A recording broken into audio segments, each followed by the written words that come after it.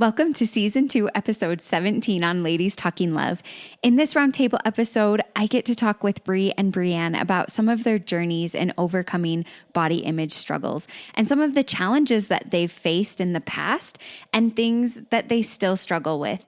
It's a journey that we're all on, and we're all at different points in the journey. And I love being able to learn from others about things that have helped them with their struggles and things that are still helping them overcome some of the challenges that they face with their body image.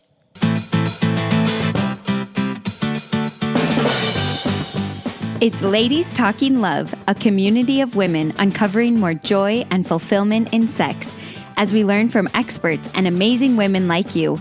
Together, let's create a world where women's sexuality is celebrated and understood, beginning with our own. I'm your host, Ariel Finlinson.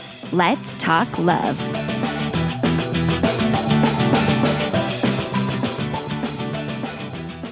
I cannot talk about this topic without bringing up the book More Than a Body by Doctors Lexi and Lindsay Kite.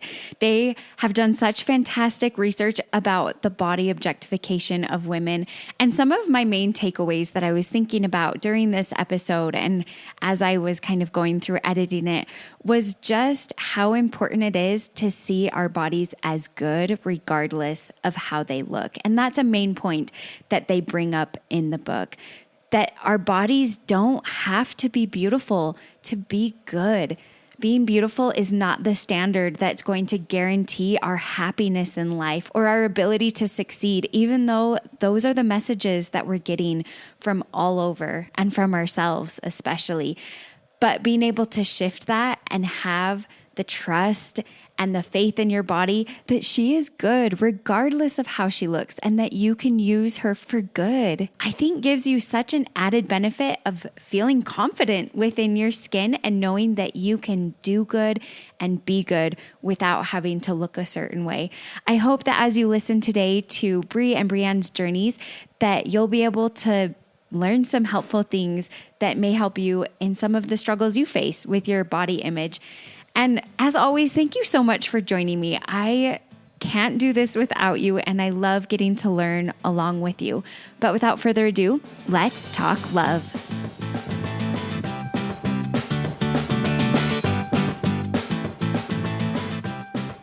I'm so excited to welcome Bree and Brianne onto Ladies Talking Love today. I've been looking forward to this episode to talk about body image and how it affects our relationship to sex and our sexuality. And there's so many messages that we get throughout our life. But before we jump in, I just wanted to let Brianne and Bree introduce themselves. Hi, I'm Brianne. I live in Wisconsin with my husband and my two boys. And I love working out and I love Taylor Swift. I feel like that's important for everyone to know. And I have been in therapy for the past over a decade now for eating disorder recovery. Awesome. That's so great. I'm Brianne. The purpose of this podcast to go by Bree. I live in Arizona. I have 3 kids. I love learning new crafts. Like I feel like I'll start a craft and learn how to do that one and then move on to another craft. So I have a lot of crafts things. It's a really expensive hobby when you move from craft to crafts. Thank you guys so much. I'm really excited to dig into this topic because I think this is a topic that probably affects most women in some way to the extremes and also maybe just not as extreme, but we're affected because pretty much everywhere we're getting messaging about our bodies. So to start off, I'd just love to hear a little bit about some of your journeys with your relationship to your body. For me, I was talking about this with my husband last night about my first memory surrounding my body image. And I was little, before school age. I was visiting my grandparents. We were camping. My grandmother had these delicious toasted coconut marshmallows. And I had one and it was life-changingly good. And I asked for more. And, they're grandparents, so they let me have more. But as I'm eating them, even though I was like, oh, these are delicious, it was all of a sudden this feeling of like, oh, I don't think they think it's okay that I'm eating more than one. I shouldn't be eating this many. There's a problem with eating too many delicious marshmallows. That kind of headspace definitely developed really early on for me and just kind of progressed into my childhood with feeling like a lot of my worth was placed on my appearance and specifically how skinny I was. And as I got older, it was a feeling that anytime I ate quote unquote too much food or food that quote unquote isn't healthy, that I had to exercise to essentially work it off. I can remember sharing that I went out for a burger and ice cream with my boyfriend. And in response, I was told, wow, you're really going to need to run really far tomorrow. So I've always felt those things were connected. And at the beginning, you said that you love working out. What have been some shifts in your relationship with working out then to make it into showing respect for your body and taking care of your body versus like a punishment to have to work off what you ate? And of course, we're all on a journey because none of us have arrived, right? It's a lifelong journey. But what are some things that have helped you shift that? When I first started therapy and treatment for my eating disorder, I actually wasn't allowed to work out, which I was so angry about. But if you're not fueling your body the right way, then it makes sense that you shouldn't be abusing your body with exercise. So honestly, I wish I could say I've come to this self-realization of my worth isn't tied to exercise and the way that I look, but it's a continual journey.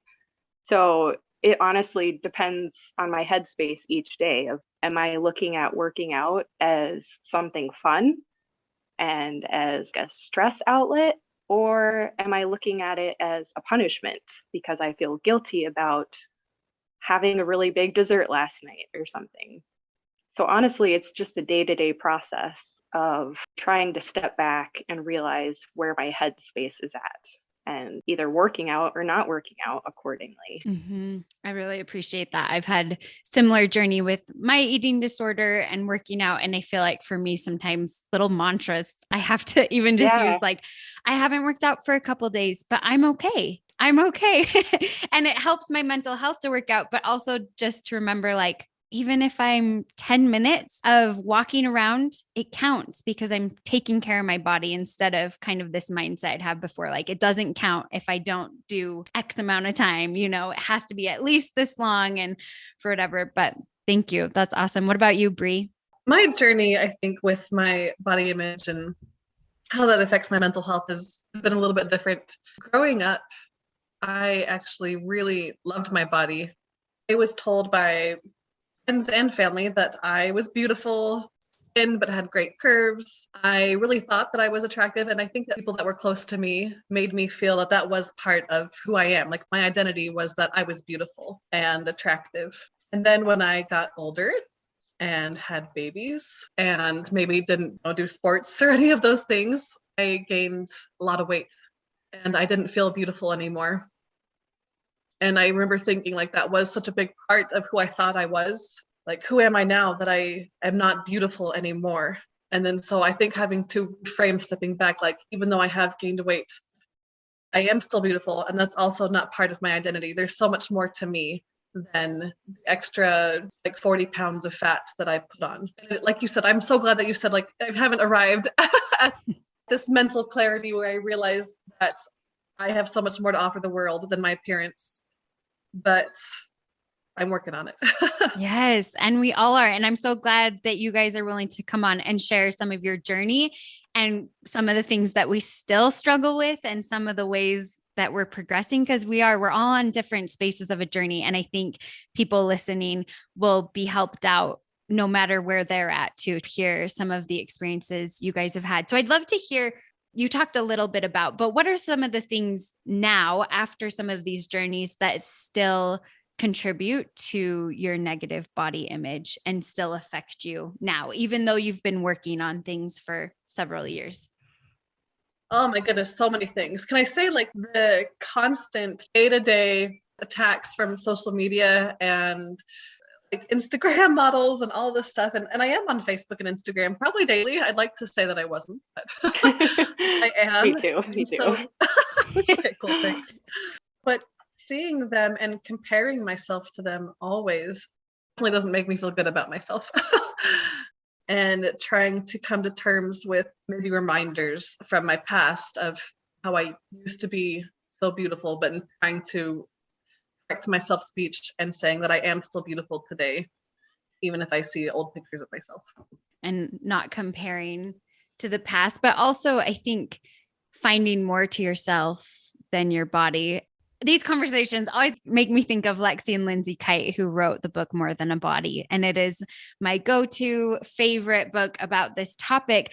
And even just the title, More Than a Body. We are not just bodies here to decorate the earth. We are here to use our bodies for good. And so thinking about what is my body doing for good versus what is my body looking like? How can I use my body to contribute? What am I able to do with my body instead of this focus we have in it? It drives me nuts with even just listening to almost any conversation of women. If you listen, Yes. Oh my almost gosh, yes. every conversation has something to do with something you're wearing, your new hair, your makeup, anything, Yes. instead of meeting someone and looking in their eyes and saying, I'm so happy to see you. Our immediate response as girls is to be like, hey, oh, I love your haircut, or I love your hair today, or blah, blah, blah. And it's like, no, can we just not talk about bodies and focus on us as people and recognizing that? And I think social media does a lot to influence that. And for me, I have to put up a lot of boundaries with social media and pick times I go on and that I want to go on to contribute versus just scroll. This has been a great thing for me. I know everyone has to come up with their own boundaries, but also just figuring out who you follow. Mhm. If it's someone that you compare yourself to and you don't feel good, they're probably not worth following. And I even realized when I was living in California, I got off social media for a long time and it was so freeing. Instead of being somewhere and thinking about what picture am I going to take to post and I want it to look this certain way, I forgot to take pictures because I was present and doing what I was doing versus thinking about this picture. And if I took a picture, it was for me, that I wanted to remember it versus thinking about how many likes I might get. And so that was a really good shift to think about. I want to be present in what I'm doing instead of thinking about social media. Yeah, I love that. I like how you guys are talking about all these external forces because it's so true. They're so prevalent for all of us. For me, probably the biggest thing that contributes to my body image is the way that I talk to myself. And I don't know, I'm assuming that that's probably a universal thing and not just like a Brienne eating disorder thing. Oh, absolutely. Yeah. No, I'm so glad you're bringing this up. This is huge. Yeah, because I've definitely noticed that in therapy, we call them thinking errors, belief systems you have that you believe to be factual, but in reality just aren't.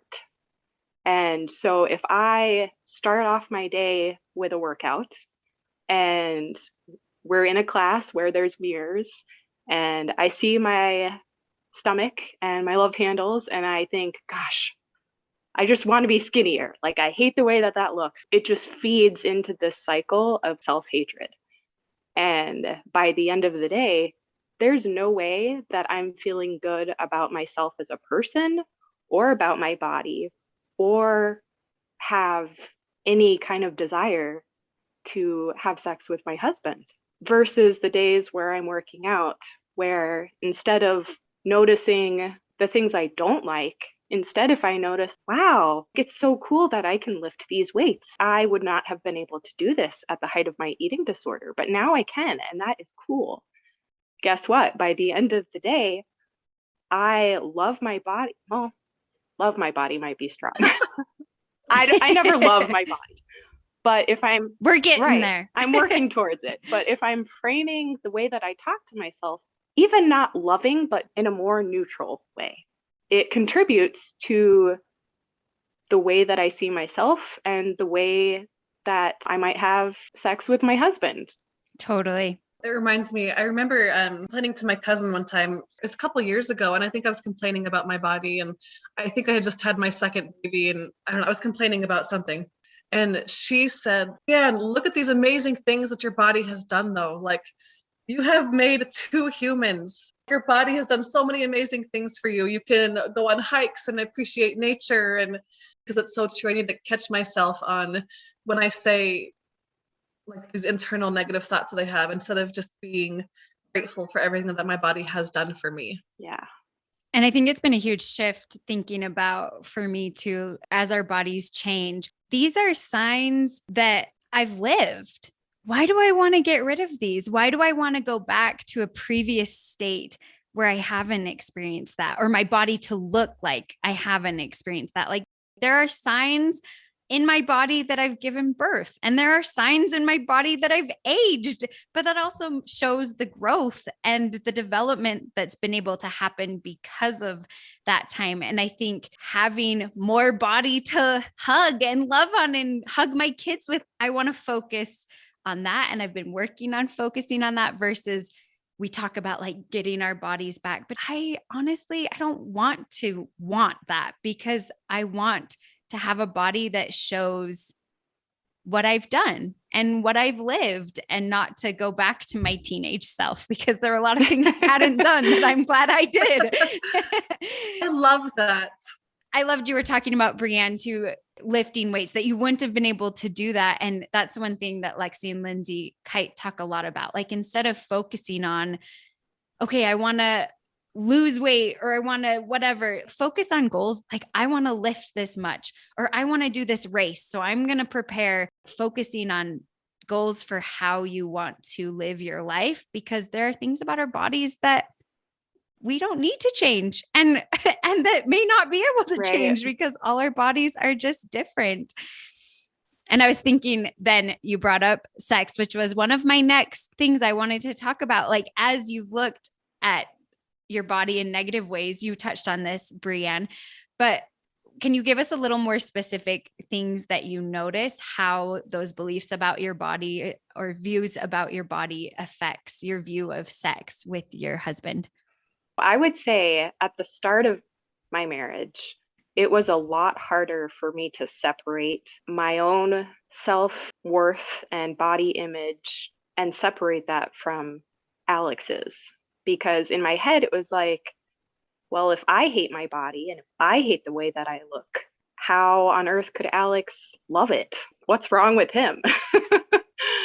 But over the years, I've definitely learned that it's important for me to communicate and to be like, hey, I am feeling super awful about, XYZ about my body. And then we talk about it, and he tells me how he sees me differently. And it's taken like years and years and years. And honestly, it's still something I'm working on. But to trust what he actually tells me. He wouldn't have married me, and he wouldn't be having sex with me if he didn't love me and find me attractive. So I need to trust. And love you as more than a body. Like, he loves your body because it's yours, Right. not Because of the body itself. Yes. Right, exactly. And in more recent years, I've found that it's really important for me to surrender to the experience of being intimate with my husband, because if I don't, then it's just like I can't orgasm, and like I'm in my head thinking and overthinking like all the things that we overthink. It's so true. And actually, research shows that when we are focused on how our body looks to our partner, we're not able to be present, and we're not able to feel what's actually happening, because we're focused on how do they perceive this? Am I looking attractive? When most men are just focused on what they're feeling. Yeah. So we should work on doing the same. Yeah. Problem that I have with body image and sexuality, I think I just have the hardest time even getting in the mindset. Same thing, Brianne, as you said, separating how I feel about my body to how my husband feels about my body. I think the same thing, like, how could he even want to be with me or be intimate with me? I don't even like being in this body myself sometimes. But he does a really good job of making me feel loved and special. Before sex, the cuddling and stuff, I can tell how attracted he really is to me and how much he loves me. So it is more than just the body. He loves me so much. And then I think I'm able to be more present. And I think it is just separating and being able to feel that love for my husband for who I am and not my body. But the biggest problem usually comes beforehand of being, like, even wanting to get into the mood. Once I'm in the mood and he's taking care of me, then it's easier to be present. How have you been able to separate their love for you versus their love of your body? Because I think for me, so long, my husband wanting to have sex with me, even though it was more of he loves me and he wants to show that love, I interpreted it as this is an attraction to my body. And so when I struggled with body image, then it's really hard to accept someone's love if you don't love yourself. I just feel like you can't. Like, if you can't accept your body as it is, there's no way you can accept that someone else is accepting your body, like you have both talked about. But like, how do you recognize the love of your spouse is going deeper than just how your body looks? Well, before, when Alex and I were engaged, we talked at great length about the future of our sex life and all this trauma that I had experienced revolving around intimacy in marriage. And ever since, once we got married, if I'm being totally honest, I'm always the one to like fully instigate. And that's not to say that he doesn't, because he doesn't find me attractive or something. But in order for me to feel safe, he knows that I need to be in a good place with myself and my body image, but not just the way that I look, but about the way that I'm feeling towards myself. And so in our marriage, it's really helped. He'll communicate if he has needs, and that's this huge part. He'll still let you know if he wants to have sex or to be intimate, Right. But you're the one who's in charge of kind of when and how. Right, yeah. Because for him, it's not even about the strict act of being intimate. We've talked a lot about his love language is physical touch, but that doesn't necessarily mean straight up intercourse. For him, it can be like cuddling on the couch or just being naked together. And I think that's such a beautiful example of showing the type of safety, because I think safety and love is pretty connected, especially like in a tender, vulnerable experience like sexuality, having safety and feeling like you're safe to say no. Yeah. You're safe to initiate. You're safe to know that your partner is going to respect your level of comfort and what you're okay with, I think shows that type of love that we were talking about, that it's not just about your body, it's about you as a whole person, that they accept and love you and respect you. Right. Exactly. Thinking a lot about how a lot of how I feel safe in sex or feel loved or being able to accept love from Charles is, I didn't realize this until we were talking, but I put a lot of that responsibility on him, which I know I shouldn't. I feel like I should be able to be responsible for myself and feeling love from him, but he does such a good job of making me feel loved so that I don't think that it's just that he couldn't love me, and I do feel safe with him. And I didn't realize till talking with you guys that it really was, I need to do, I think, better myself with just being able to accept love from him without him having to do, not that he shouldn't do so much, because he still should, but We know what you mean. We gotcha. okay. I don't know. Tell me if this is what you're saying, but from my own experience, like Brianne was saying about, okay, this is what I'm feeling insecure about with my body, talking with Alex about it, and then being able to talk about it with him. What do you see in me? How do you view this part of my body? Yes. It's a healing process. And so I know for me, my body image or other things that I've talked with my husband about, I'd give an example, but I can't think of one right now, but there's lots. He knows I feel a little insecure about.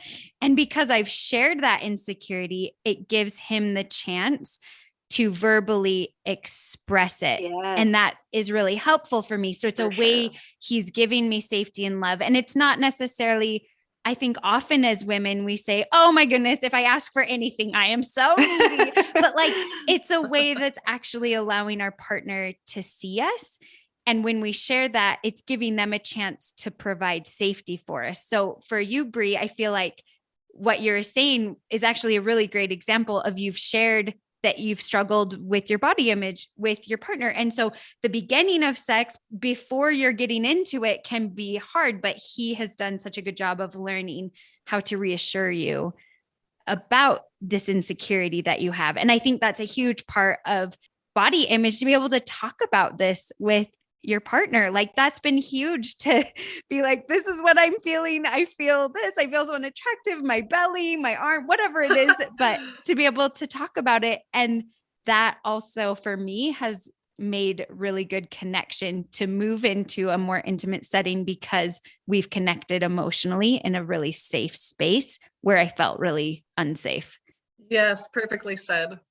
The way you're talking about communication with your partner made me think about how important that is outside of the bedroom, communicating, what you're insecure about or things like that, but how it's also okay to communicate anything like that in the bedroom. I feel like all the TV shows and movies portray sex this super hot, super intense thing, and it makes me so Yes. mad.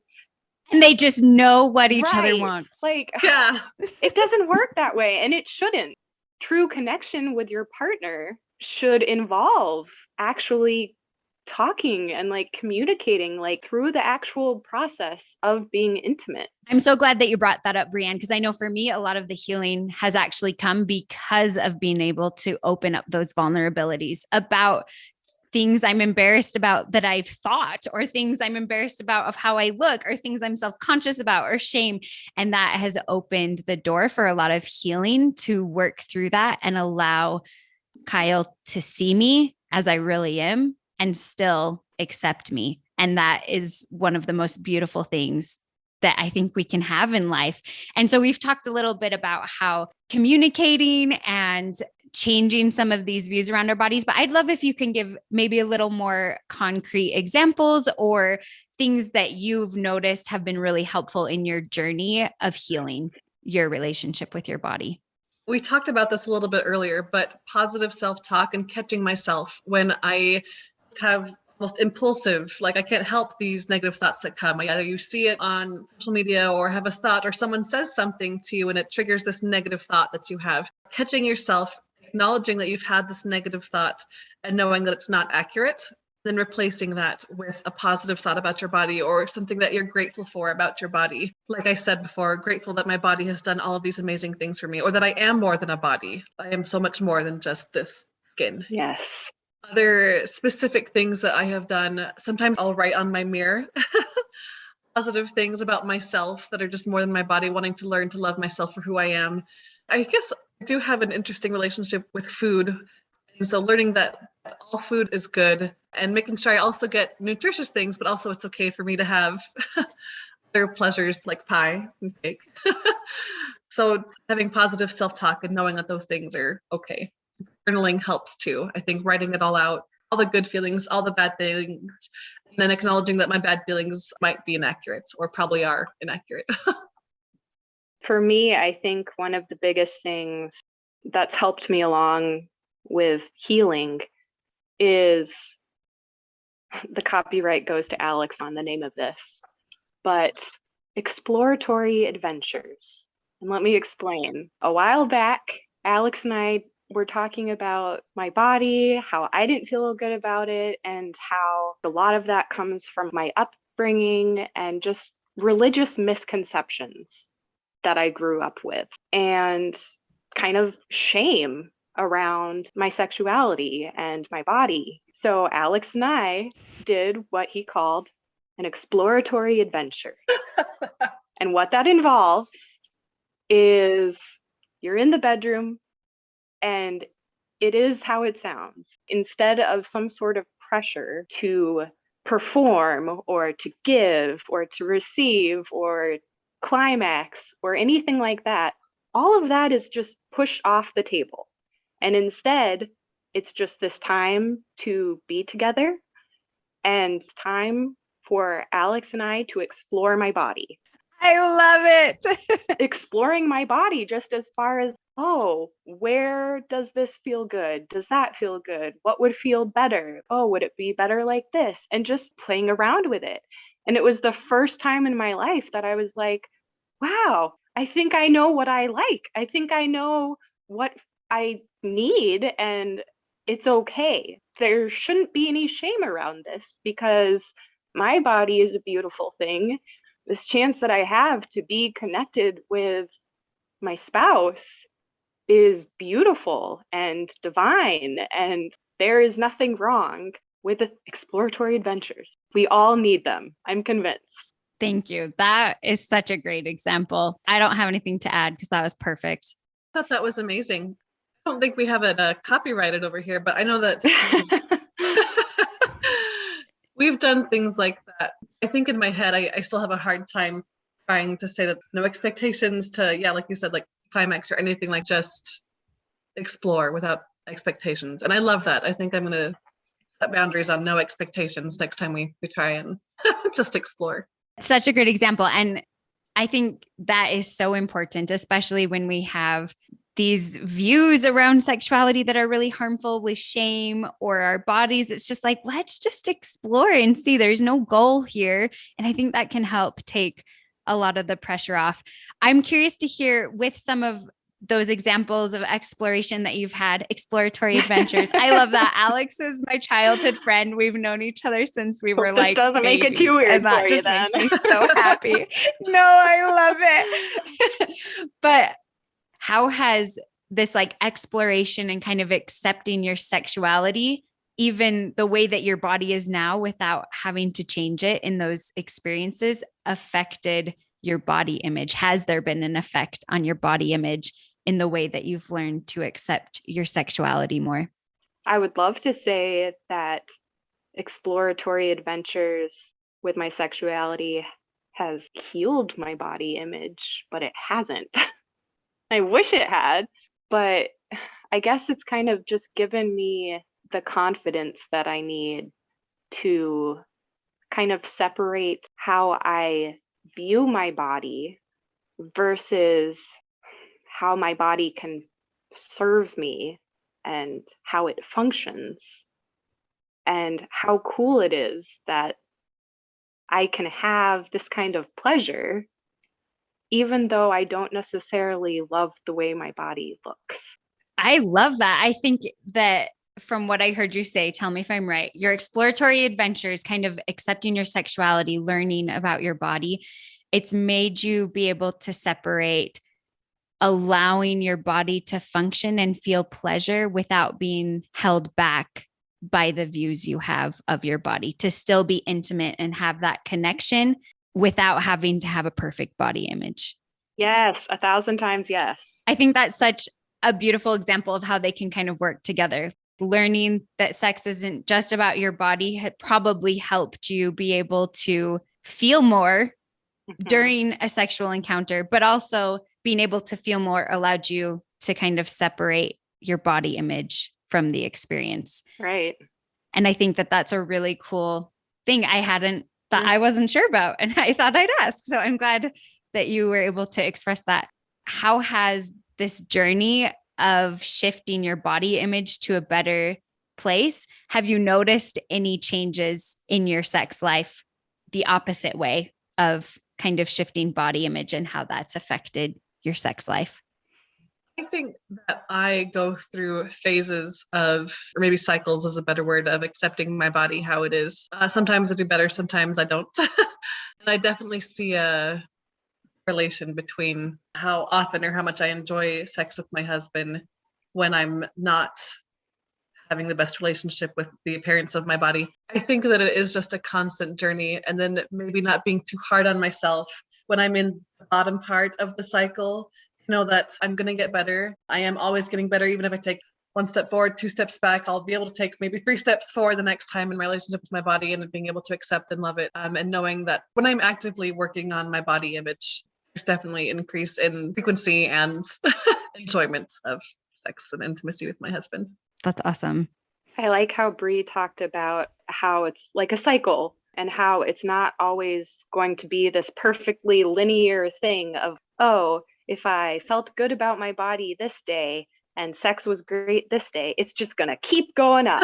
That's not realistic. Being human means that we're going to have to go with the ebbs and the flows of sometimes not feeling great about our bodies and sometimes feeling better.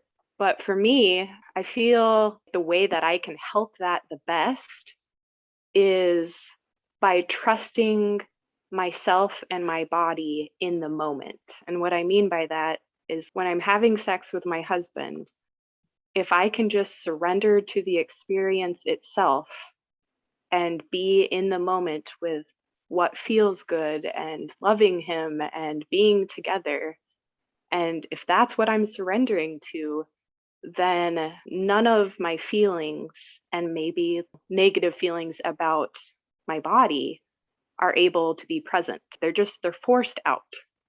And I love that so much. That's awesome. Thank you both so much. This has been great. As we're closing up, do you just have any last tips for women who are struggling with body image? I think something that always helps me is just knowing that I'm not alone, that you see these perfect women, on social media or wherever you see them, and you think that their life is perfect or they're not struggling with body image. Knowing that I think it's a struggle for every woman, knowing that we're not alone in this battle, that we're fighting it together, even though it feels like we're alone and isolated. A while back, my therapist challenged me to write 3 things I love about myself every day.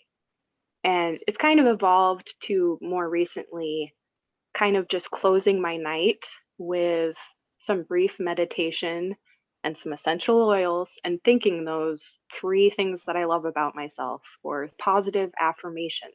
And the more I'm able to channel a more positive self-talk, the better off I am, because negative self-talk does so much damage. Probably about a decade ago, my therapist had me put up a childhood picture on my mirror. But the idea is if you're looking at the childhood picture of yourself in the mirror every day, would you talk that way to the picture, to this little girl? No, of course not. And I feel like that's a really good reminder. And I also think, and it can vary kind of depending on what you're going through, but developing a personal mantra. A while ago, I was listening to this podcast and like the ad, every single one of them, when it would come on, would be about cool sculpting, like the thing where it freezes your fat and blah, blah, blah. And literally every time that comes on and I can't fast forward for whatever reason, I have to stop what I'm doing and literally scream, my body is perfect just the way it is. And I do this every time. And it sounds ridiculous, but it does so much to have this mantra of when I'm feeling bombarded from what the world is throwing at me, this is the stand I'm going to take. I'm very passionate about this. I love that you yell it. I love that so much. I want to do that more because it's so true. Sometimes we just need to kind of shock value ourselves of like, no, I don't need this. And I don't. That's awesome. Thank you both. This has been great. And I hope that a lot of women will be able to relate to what we've talked about today and know that they're not alone in this journey. Thank you so much, Brianne and Brianne. Thank you. Thanks for having us.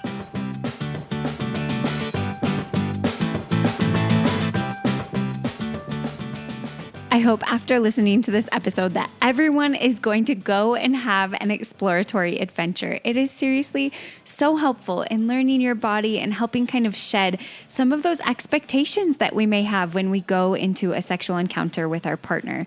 And having mantras, I loved the story of yelling a mantra when something comes up, but just having mantras and being able to catch our thought patterns and kind of shift them. And also realize that if you're asking for something or if you're sharing something that's hard for you or that's been hard for you in your journey, what a gift if your partner wants to take that information and help you work through it, and to be able to recognize that that's a struggle that you have. And so as you're entering an encounter or when that comes up, you can talk with them about it, or they know to kind of talk you through it. I think that's such a beautiful part of a relationship, that you can share your struggles with each other and work through them. I know that that has been some of the best therapy sessions, just talking with Kyle about some of the thoughts I've had, and to be able to bring them out into the light and see them for what they are, and also have his opinion and his thoughts that may contradict or may agree, but to be able to work through it together. As always, thanks for talking love.